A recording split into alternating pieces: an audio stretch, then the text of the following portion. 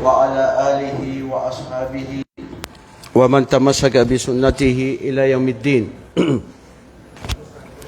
اللهم لا علم لنا إلا ما علمتنا إنك أنت العليم الحكيم. اللهم علمنا ما ينفعنا وانفعنا بما علمتنا وذكرنا ما نسينا وتب علينا ولوالدينا ولسائر المسلمين في كل مكان. اللهم لك الحمد كله ولك الشكر كله دائما وأبدا يا أرحم الراحمين. اللهم إننا نسألك أن تغفر لنا في هذا اليوم المبارك، يوم خير فيه طلعت شمس، واهدنا واسألك العافية والثبات في الدين. أما بعد، السلام عليكم ورحمة الله وبركاته. Mga kapatid, ito ngayong hawak ko, kasama itong naririnig ninyo at ang inyong mga kamera at ang sino mang nanonood ngayon sa live o sino pa yung manunood, ang siyang ating pag-uusapang sa mga maikling oras ngayon. Hindi natin may pagkaila na ang teknolohiya ay umuusbong sa ayaw at gusto natin. Darating ang panahon na kung saan pati na rin ang mga sasakyan ay pwedeng lumipad. Kung nakakalipad ang eroplano na sobrang bigat at ang mga bapor na sobrang bigat sa karagatan, ito pa kaya ang ating mga nakikita na pwedeng makita natin sa mga huling panahon kung hindi pa tayo mabawian ng buhay, ay ang mga imposible na mangyari na akala natin na hindi mangyayari ay sadyang magaganap. Ako noon, nung ako ay nasa sekundarya ba yun? High school? Sekundarya. Secondary, high school. Hindi ko sukat akalain na ang balita tungkol sa internet na aming pinag-aaralan noon, na minsan ako pa ay hindi ko naiintindihan ang turo ng aking guro, ay hindi ko pala alam na ngayon ang siyang kinakailangan na demanding sa ating lahat. Dahil kung hindi mo alam kung ano ngayon ang internet, ang SOCMED, ang lahat ng kung anumang mayroon tayo ngayon, ay mapag-iiwanan ka ng panahon. Kaya ang ating relihiyong Islam ay relihiyon na salihun fi kulli zamanin wa makan. Ang ating relihiyong Islam ay sumasang-ayon, nababagay sa bawat panahon at sa bawat oras. Alam natin, batid natin, na napaka-epektibo ngayon sa panahon ngayon ang paggamit ng social media o social media. Dahil yung natuturuan mo ngayon, katulad ninyo ngayon na nandirito, humigit kumulang 50. Pero kung ginamit natin ang ating internet, buong mundo ay nakikinabang. So hinihiling natin sa Allah subhanahu wa ta'ala, nawa ang lahat ng ating mga mabubuting gawain sa paggamit ng social media, internet, mga cellphone natin, microphone natin, may manood man o walang manood, ang ating layunin ay nagampanan natin, nagawa natin, at ang layunin natin ay ang gantimpala ng ating tagapaglikha sa araw na kung saan bibigyan ng gantimpala lamang ang mga taong sila ang kanilang mga puso ay busilak. Yawma la yanfa'u malun wala banun illa man atallaha biqalbin salim.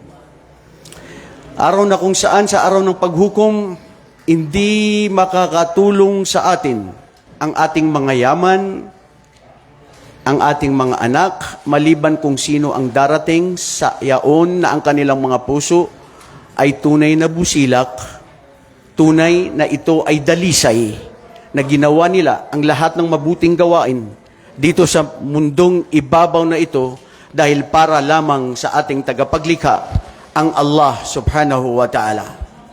So ulitin ko mga kapatid, ang paggamit ng social media, may manood o wala, may mainis o wala, may magbash o wala, anuman ang sabihin nila, no chibalachi.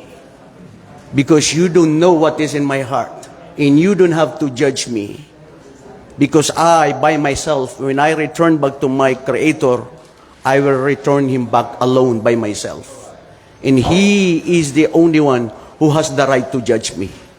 Kaya mga kapatid, balay sa totoo lang, payo ko sa inyo at sa atin, gamitin natin ang social media sa alam mo na kung alam mo na papakinabangan. Makakatulong sa iyo sa iyong libingan, lalong-lalo na sa araw ng paghukom. Dahil hindi maiwasan ngayon ang panahon ngayon. Bata, matanda, hiwalay sa asawa, balo, mahirap, mayaman, artista, kilala, hindi, nakatutok sa social media.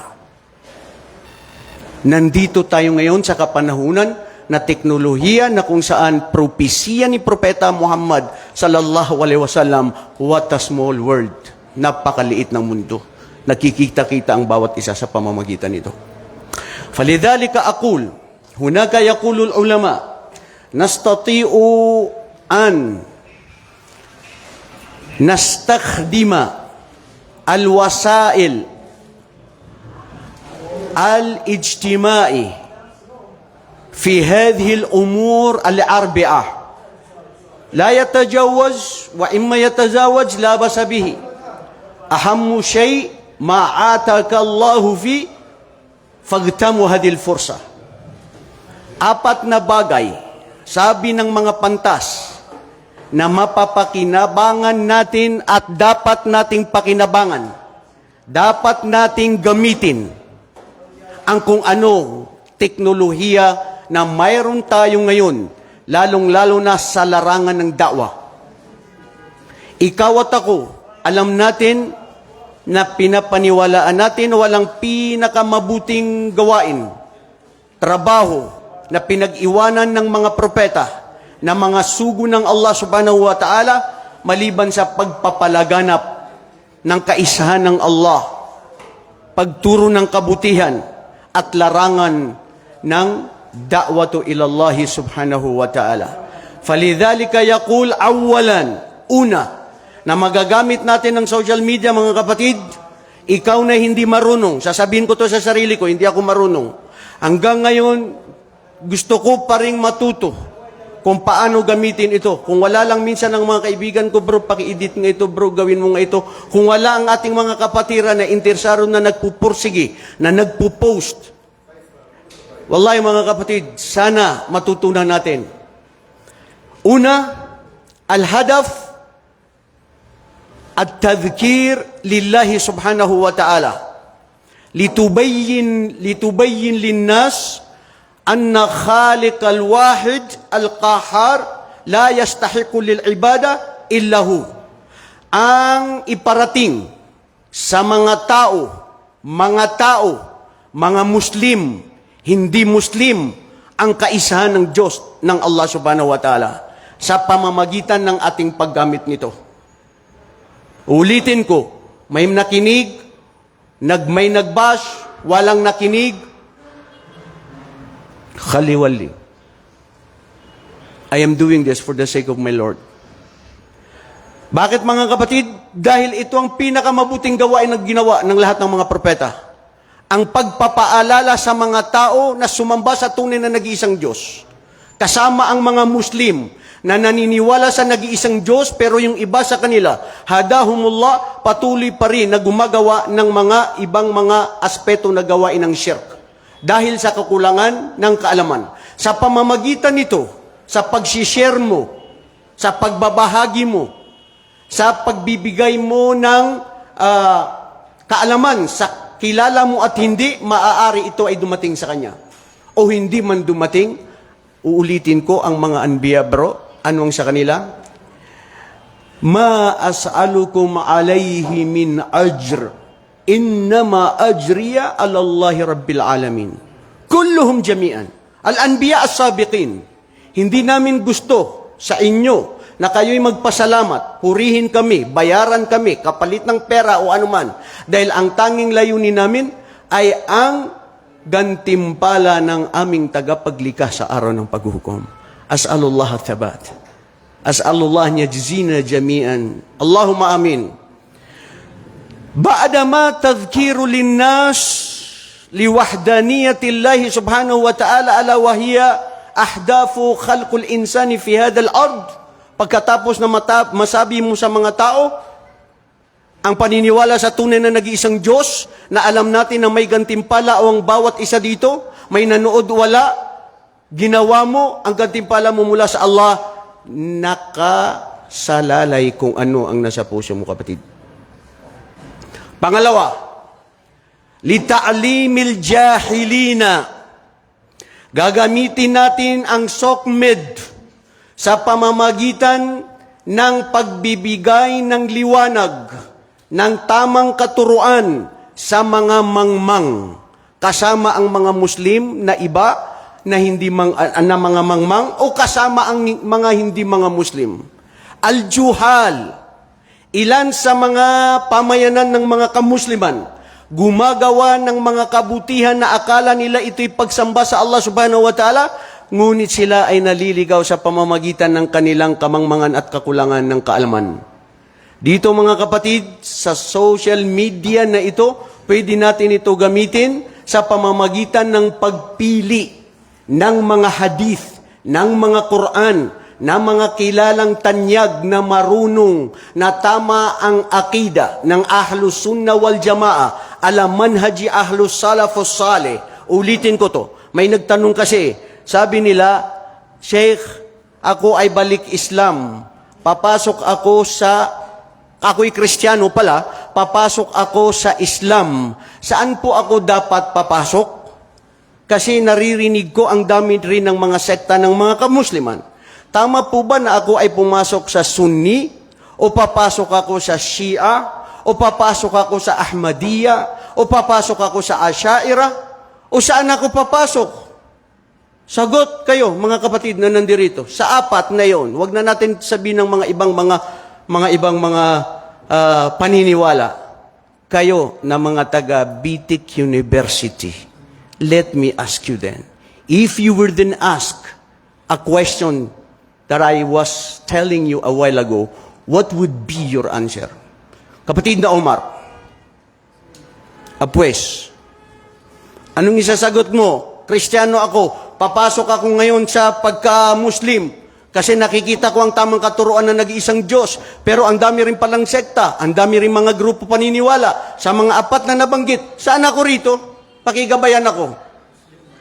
Ha? Muslim. Doon sa apat. Sa Sunni, Shia, Sunni. Very good. Sabi, okay lang pumasok ka lang, Muslim ka na. Maski wala kang pinasukan doon. Pwede kang maging Shia, pwede kang maging Sunni, pwede kang Ahmadiyya, Fatimiyya, Ashaira. Sim, kulo, sawa-sawa. Importante ikaw daw Muslim. Imran, kayfa haluk? Sabahan nur. Ha? Ikaw bro, anong isasagot mo? Okay lang ba na ako ay papasok sa Muslim lang at wala na akong pipiliin dyan sa mga apat na nabanggit? Hindi po. Sasabihin po natin ng Sunni, din ipapaliwanag natin na mahahati pa rin kasi ang is kailangan susundan natin ang Sunnah at saka ang Quran. Yun ang may hawak ng Sunni. Masya Allah, tabarakallah. Tatanggalin ko ang salamin ko. Sheikh Ahmad, Masya Allah. Hukmu ala shay'in far'un ala tasawuri. Alhamdulillah kami ay natutuwa kayo na mga estudyante dito sa Batha. Mamatay man kami, maghiwa-hiwalay tayo, at least may napag-iwanan ng inyong mga ustad sa inyo na tamang paninindigan. Bro, ikaw na nakikinig, huwag ka maniwala dun sa sinabing pumasok ka lang sa Islam. Pwede kang Shia, pwede kang kahit anong pasukan mo. No! Pumasok ka bilang Muslim na piliin mo na ikaw ay maging Sunni. Ahlus Sunnah wal Jamaa, na ito ang pinanghawakan ng mga sahaba, ng mga kasamahan ni Propeta Muhammad sallallahu alaihi wasallam. Pwede mo bang sabihin na papasok ako sa Shia? Nasasabihin mo ang Shia na sila ay minumura nila ang ibang mga sahaba? Si Abu Bakar, si Umar, si Ali na ginagawa nilang kafir? Papasok ka sa Shia, sa ibang mga sekta ng mga kamusliman, importante naniniwala ka sa Allah na sinasabi nila ang paratang ang Quran ay hindi salita ng Diyos, hindi kumpleto na salita ng Diyos, o nagbibigay sila ng mga maling akida, panindigan at paniniwala sa'yo? Pipili ka, bro. Kaya ang social media ngayon, pwede natin ito pakinabangan sa pamamagitan na kung ano ang sinong alam ninyo ng mga ustad na pangahawakan nila ang Ahlus Sunnah wal Jamaa ala aqidati Ahlus Salafus Salih, tubayyin lahum. Maniwala sila o hindi, iya Allah, importante na iparating ko sa kanila. Dahil ang tuturuan dito ang mga mangmang. Pwede ang mga pinsan ko, mga kapatid ko, pwede ang pamilya ko, huwag na tayo lumayo. Ilan sa ating mga pamilya na walang kaalaman sa Islam? Hindi nga nagdarasal. Alhamdulillahilladzi hadaka lihadad din. Pasalamat ka sa Allah at tayo na tayo ay sana panatilihin tayo, dagdagan ng ating kaalaman at dito pa rin sa paninindigan ng Ahlus Sunnah wal Jamaa. So li ta'limi haula'in nas لهؤلاء الجهال لسبب هذا الوسائل الاجتماعي هذه مفيد جدا. Ayon sa mga pantas, napaka-epektibo nito. Ilan sa ngayon na mga hindi Muslim, nag-Muslim sa pamamagitan nito. Kung ikaw ang isang maging dahilan, ilan ang gantimpala na nakukuha mo? Natutulog ka lang, may sakit ka sa bahay, nagabayan ng isang Kristiyano na noon siya ay sumasamba kay Hesukristo o sa mga Diyos-Diyosan, nagabayan sila sa pamamagitan ng pagsishare mo. Bro, nakikita natin ang social media. Ang dami, kung titignan natin ang mga nanunood ng mga haram, mas marami. Nagsishare ng mga walang kabuluhan, walang kabutihan, ang dami. Patungkol sa Islam, sa araw ng paghukom sa kabutihan, kukunti, walang nagsishare, pati tayo pa rin ay nagiging biktima. Na maski yung sino nakikita mo doon, ganun lang din. Minsan nagugustuhan mo na pinapanood mo doon si letter. Ikaw lang bahala kung sinong letter na pinapanood mo. Pangatlo, mga kapatid, يمكن أن نستعمل هذه الوسائل الاجتماعية على الأمر بالمعروف والنهي عن المنكر. And this is why Allah created us on this earth, to worship Him alone and to enjoin what is right and to forbid what is wrong. If you belong to the Muslim Ummah and you are not abstaining what is wrong and you're not even conveying what is the truth, say, what is then the sense of your life in this earth? Bro, di ba? Tanungin kita, Muslim ka na naniniwala sa kaisa ng Diyos. Pero kung hindi ka napapakinabangan ng kabutihan, o di kaya ikaw ay nagiging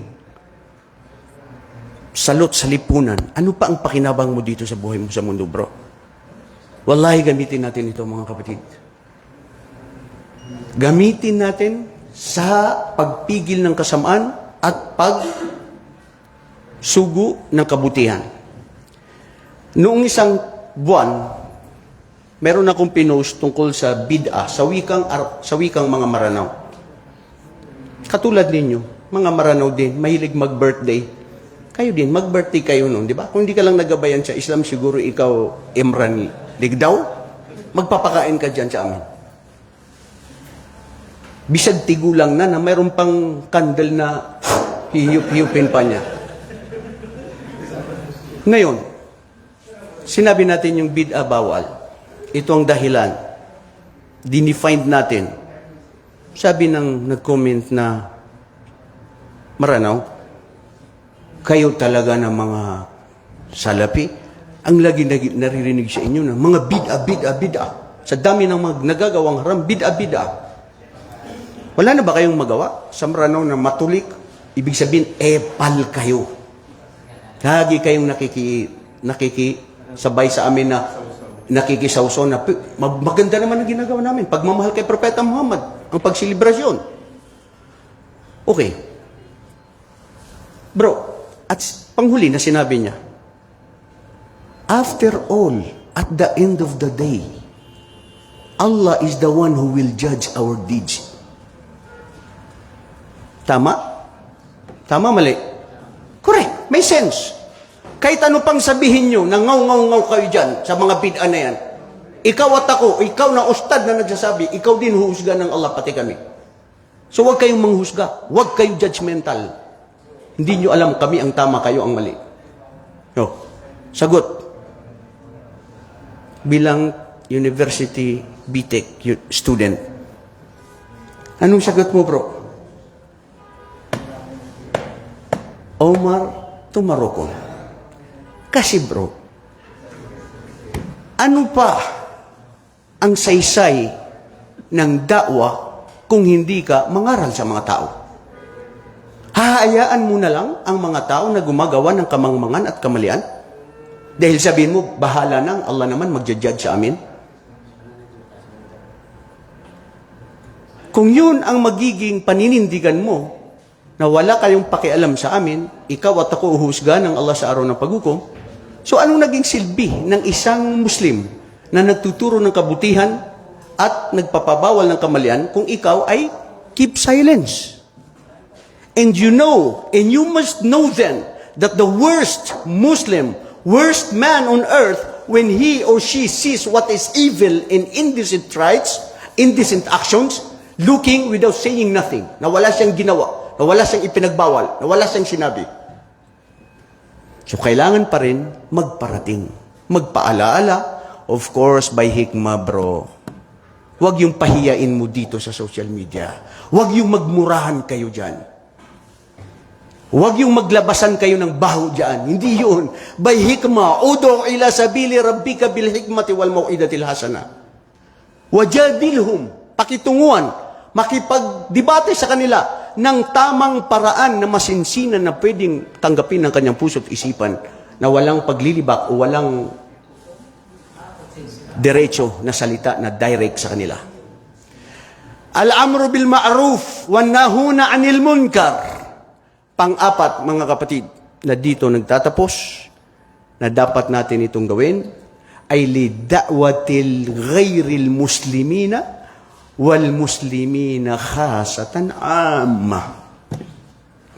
Ang iparating, ang magda'wa tayo, gamitin natin ito sa pamamagitan ng paggamit sa mga Muslim na kapatiran natin, pagpapaalala sa kanila, at sa mga hindi mga Muslim. Dahil ulitin ko, walang pinakamabuting trabaho, mga kapatid, wallahi, sa buhay natin. Maski kukunti lang ang sweldo, maski walang sweldo, ang mga anbiya, walang sweldo. Yuridun al-ajr fil akhirah, ma yuridun al-ajr huna fid dunya. Ahammu shay, tuballig ma ataka Allahu bihi, wa ma arsala bihi nabi sallallahu alaihi wasallam. Iparating lang natin yung mga kapatid. Nakikita nating simpleng bagay. Minsan tinatamad pa natin. Minsan ayaw pa natin gawin. Minsan ginagawa lang natin na sige lang i-share. Wallahi mga kapatid, i-share mo, itanong mo sa sarili mo, bakit kung mabitaw ito i-share? Oh, ya Allah, i-share ko dahil ito tungkol sa Islam. Ya Allah, sa pamamagitan ng pag-share ko ito, sana gantimpalaan mo ako. Sana yung mga pagkukulang ko na kasalanan ko mawala sa pamamagitan ng pagtulong ng pagpapalaganap sa iyong relihiyong Islam. Dahil ikaw ay mapapabilang sa sinabi ng Allah subhanahu wa ta'ala, kuntum khaira ummatin ukhrijat linnas ta'muruna bil ma'ruf wa tanhauna 'anil munkar wa tu'minuna billah. You are ever the best nation ever raised to humanity because you enjoin what is right and you forbid what is wrong and you believe in Allah. Alhamdulillah, we believe in Allah subhanahu wa ta'ala ala manhajus salafus salih. So mga kapatid, sana nabigyan natin ng hustisya ang patungkol sa ating talakayan ngayon, patungkol sa paano gamitin ng tama ang social media na ito. Sa pamamagitan nito, pwede mong i-share ang mga hadith o mayroon kang hadith na alam, natutunan ninyo sa bata na hindi nyo makakalimutan na itinuro sa inyo ni Yusuf Butukan patungkol sa la tagdab. Sabi ko, ang tagal-tagal mo na sa bata, yan pa rin ang di mo Ustad, yan lang ang hindi ko makalimutan kay Yusuf Butukan na latagdag. So, i-share mo yan. Bakit? In every single deed, meron kang gantimpala. Sa pamamagitan ng mga video, lahat mga kapatid. Huwag kang magkait ng makatiting na gawain. Dahil pag oras na tayo'y namatay na, hindi na tayo pwedeng gumawa muli. Habang may lakas, habang may oras, gawin. For the sake of Allah, not from the compliments from the people. أسأل الله سبحانه وتعالى ثبات ويتوب علينا ويزيدنا العلم سبحانك اللهم وبحمدك أستغفرك وأتوب إليك السلام عليكم ورحمة الله وبركاته.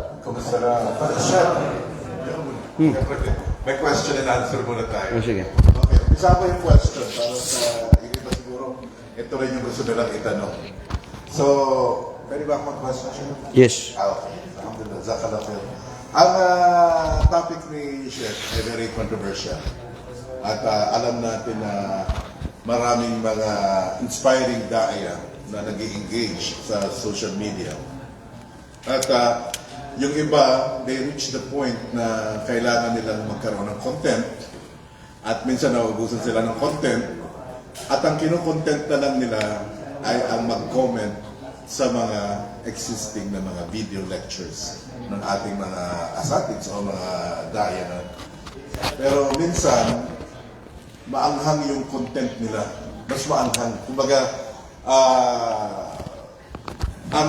kasi ako, nag-observe lang ako eh. So ngayon sinabi mo, may responsibility tayo. Parang nang-guilty ako. Parang nakakaramdam ako ng konting guilt. Dahil minsan ano ko yung comment niya doon sa ustads na kaming ganito. Kumbaga, parang hindi na maganda yung sinasabi niya. Kaya lang, I know for a fact na kung sasabihan ko tong Dayan brother niya, tapos kilala ko siya, kung sasabihan ko siya, hindi siya nakikinig. At maybe it could cause a grudge between him and me. Kasi pag sinabi ko sa kanya yon, iba yung sasabihin sa akin. Kasi, siyempre, sa edad ko na to, alam ko naman kung paano, di ba? Paano mag-advise. So parang pumasok ko na sa isip ko, wag ko na lang ito pagsabihan kasi pag pinagsabihan ko to o pag in-advisean ko siya, baka magagalit siya sa akin. O Magkakaroon kayo ng gap. Magkakaroon kami ng grudge. Hindi ka niya kausapin. Okay, Hindi ka niya papansinin. Dati, Magpapakain siya kasi hindi ka niya invite.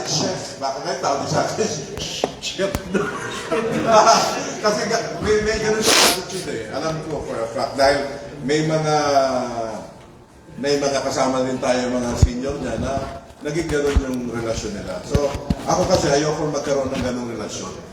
We share the same dawa. Ayaw mo magkaroon ng ganong ugnayan. Kasi yung iba dyan, makitid ang utak, sasabihin niya relasyon. Relasyon, may stress o ano man. Importante, ugnayan. Okay, Jazakallah khairan, mashallah. How are we going to deal with this guy in the circumstances, inshallah? Mga kapatid, nakuha natin kanina na sinabi ng Allah, Udu ila sabili rabbika bil hikmah. Hikmah.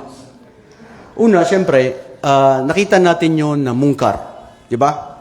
Gusto mo mapabilang sa mga tao na kalulugdan ng Allah at para hindi mapasama sa mga tao na masamang tao. Kasi ang masamang tao sa mundo, nakikita niyang mungkar, hindi siya nagpapabawal. Sabi dito ng mga pantas, of course, pati na rin sa pagtuturo o pati na rin sa pagbabawal ng mali, ay gagamitan siya ng hikmah. Importante, Sheikh Ahmad, nagawa mo una by intention. Kasi all deeds are relying on intention. Saniyan natin yan eh. Ano kaya? Gusto mo siyang insultuhin? Gusto mo siyang sabihan dahil para matauhan siya? Anong intention mo? Tanong mo muna sarili mo. What is my intention? Para ma-challenge siya na mas maalam ako? O dahil siguro, ya Allah, para sa ito dahil ito ang totoo. So, of course, pwede siya na i-private message mo. Kung nabasa niya, nakita niya, halas, yagfi. Tapos na. Narinig na niya yun eh. Wallahi, sa totoo lang mga kapatid, ang taong totoong Muslim na may pagpagkumbaba at paniniwala sa Allah subhanahu wa ta'ala, tumatanggap ng kamalian. Based on my experience, mismo ako, minsan sa mga content ko, may mga ustad dyan, may mga kaibigan tayo, maski may mga brother, ustad, nakita ko itong ganito sa'yo, ito yung comment ko. So, at least, Sabi ko, maganda yun. Kasi al-Muslim, mir'atu Muslim. Ang salamin ng Muslim sa kanyang kapwa Muslim, ikaw ang salamin niya, ikaw makapagbibigay ng puna, di ba? At huwag niyong masamain na pag kayo'y kinukoreksyonan, hindi niyo tinatanggap, o di kaya ay sinasabi niyo na magkakaroon kayo ng gap. Ngayon, kung ayaw niya sa'yo na nagkaroon siya ng gap o nagkaroon kayo ng hindi na mabuting ugnayan, meron ka paling gantimpala. Kasi una, ginawa mo yung sa'yo. Ginawa mo yung sa'yo, meron kang gantimpala sa Allah. O kung siya ang nagbago, ang Allah subhanahu wa ta'ala, alam niya kung ano nasa puso natin. Gagamitin, mga kapatid, sa pamamagitan ng hikma, bahala na may makinig o wala, bahala na putulin niyang ugnayan sa atin o hindi. Normal yan. Na ang mga tao hindi tatanggap ng katotohanan. Pero mahirap yung hindi nga sila tatanggap ng katotohanan, tapos hindi ka pa rin magsasabi. Sasabihin mo pa rin. Sinabi ko, pero sa ibang chef. Oh, bakit sa ibang sheikh? Dapat dun sa kanya, direct sa kanya. Paano niya yung maano? Hindi kasi sometimes, nakikita mo na meron talaga siyang attitude na gano'n. Na kapag sinabi mo sa kanya yan, talagang you have the good intention, you have everything. No? Pero kasi, kilala ko na siya eh. Pag sinabi mo yung gano'n, mag-iiba yung ano niya. So, kumbaga sa akin, ang pinapasa ko kay Omar Taron, bahala ka na sa kanya. At least, ayokong lumagpas yung gano'n. Ikaw, kung ano magagawa mo sa kanya? What do you think is the best? Would it lead- Kung nandito siya sa Saudi Arabia at gusto ko siyang i-correct, wallahi, ako I'm talking about myself, by my experience, invitein ko siya. Bro, Sheikh, saan ka? Kape tayo. Pag in-invite mo yan ng kape, tutugon yan.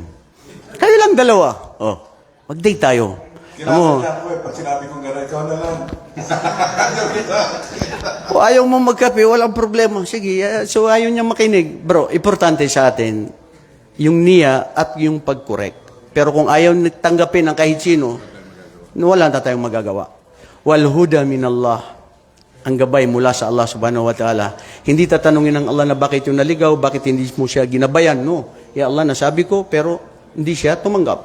Kayo ang nagbibigay ng gabay. Barakallahu fiik. Assalamualaikum warahmatullah. Oh.